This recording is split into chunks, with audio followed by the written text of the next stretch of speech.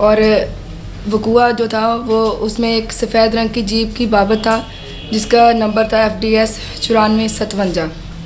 एक नामालूम शख्स था जिसने मुझे अगवा करने की कोशिश की। उसके बाद मैंने ये मुकदमा दर्ज करवाया।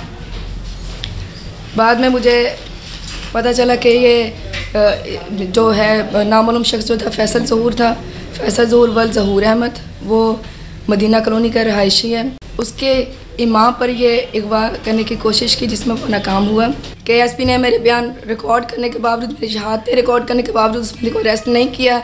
ASP से DPO की फ़ोन पे बात हुई, वहाँ पे उसने एडमिट किया कि हाँ वो बंदा 36 घंटे रख के हमने रिलीज़ किया है। और वहाँ पे उसने कहा कि हम इसकी जो है वर्शन से हम एग्री नहीं करते। उसके बाद DPO ने मुझे भेज दिया वहाँ से, बल्कि तरीके गुंडागर्दी रखें, ये रखें आप अपनी तहरीक का नाम।